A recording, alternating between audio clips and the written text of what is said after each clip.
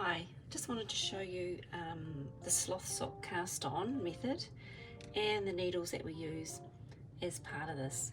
So if you buy the set that has the needle pack, what you get is this ChiaoGoo Twist Short Combo set, which is great for knitting socks. So they're mini circular needles, and in the pack you get a pair of 3-inch circular tips like those ones, and 2 cables which are slightly different lengths. One's 13 centimeters and one's 15, and then you get these little wee tips as well, which are 2-inch tips, and they're great for when you get down to the toe decreases towards the end of your pattern. So I'm just going to show you how you put them together. So I've already got one tip on the end of that cable, and I'm using the short cable, the 13 centimeter one, with the 3-inch tips to cast on.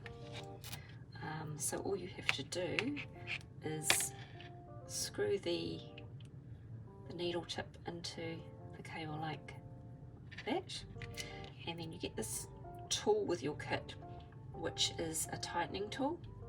So that just goes into a hole at the end of the cable, and we use it as a lever to just tighten that up.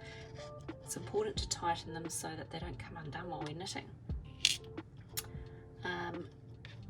Okay, so that's the set, and then what we do next is the long tail cast on. So I've got my yarn here. The long tail cast on will give us a nice stretchy edge, which is good for socks and beanies and things that have to stretch around the top. So to do that, I need to figure out how long a tail I need to cast on my stitches. So I'm casting on 64, which is the smaller size in the pattern. So I just wind that around the needle 7, 8, 9, 10, 11, 12, 13, 14, 15, 16, 17, 18, 19, 20 times, which gives me that long, and then I'm going to quadruple that to figure out the size tail that I need. So that's 4 times, I've measured that, which will do roughly 80 stitches, because we want a bit left over, and I'll just add on a little bit more for good measure, and then I'm going to tie my loop. Just put the needle through and tighten that up. So I've got the tail on the left, the yarn on the right, and I use the slingshot method for the long tail cast on, which is putting the index finger and the thumb between those 2 strands and holding the 2 strands with your other fingers underneath like that. So do that again. Finger thumb goes through, and you're gripping your yarn threads with your other fingers. And then what we do is we pull it down like a slingshot. You can see how that works. And then pick up the thumb on the left hand of the thumb and go across and hook up the index finger thread, and just let that go and pull it through gently. We don't want it too tight because we need our stitches to slide easily. So I'll do that again. Hook the left of the thumb over to, oops, now I've completely messed that up. Start again. It's a little bit awkward doing a video while standing up casting on. Okay, so left of the thumb, right of the index finger, and just pull your threads. Left of the thumb, right of the index finger, pull your threads. Left, right, now on my way, left, right. You can get a bit of a rhythm going with this, left, right, and you'll find it's quite quick. So hooking over the left hand side of our thumb, and then the right, letting go, left, right, let go, left, right, let go, left, right, let go, left, right, let go. And I'm not pulling too tight, but they are quite firm, and I'm holding my strands quite firm as well. Left, right, left, right. I'm using my thumb just to firm them up each time. Left, right. And I'm casting on 64. So, like I said, you get a bit of a rhythm and it ends up being quite quick.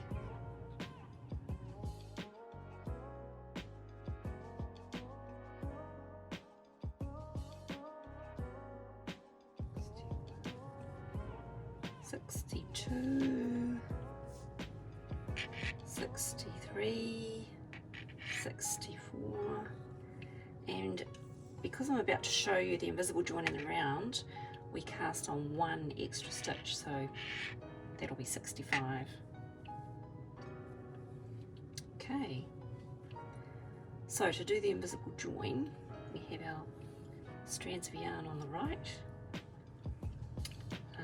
The first thing we do is make sure that our stitches are all facing inwards. You see they're not, I've got a twist there, so I'm going to just twist those so that they're all facing inside our loop like they are now. That's very important. And then I'm just going to slip the stitches up towards the tips there to make it easier to do the join.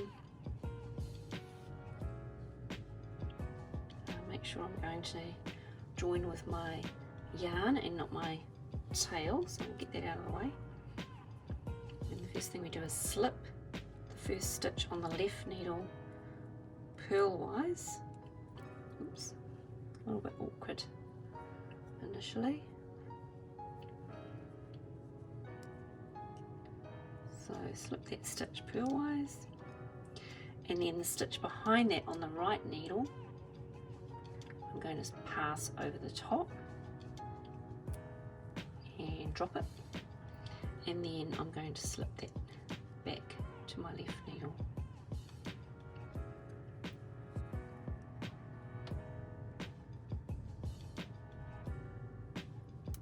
Like so. And then just to close that gap, we just pull on the two threads there. And now we can start knitting. So I'm doing 2 by 2 rib. Oops, one little step. We need to add our stitch marker. This is really important, so that marks the beginning of our round, and we need that later on in the pattern. We need to know where we started. So each time we do a round and come back to our stitch marker, we just slip that between the needles. So we're slipping that every round. And now I'm ready to start, so I'm going to do 2 knit.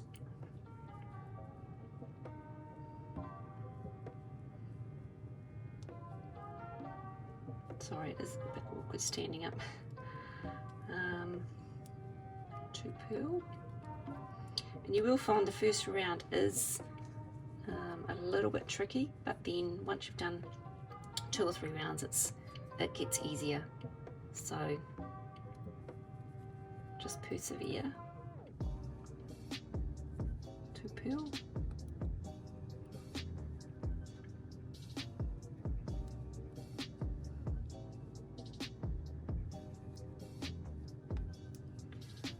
And just move your stitches around your needles to make it a little bit easier as you go.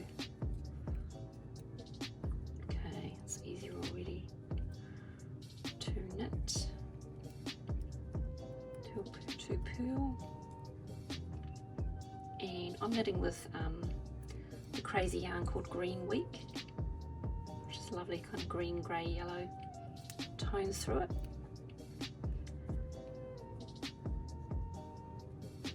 And away we go. Then when we come back to do our second round, we can tighten that tail and just to close that gap a little bit more as we come back round. But you can see there we've got a really nice join in our yarn, and the rest should be pretty simple.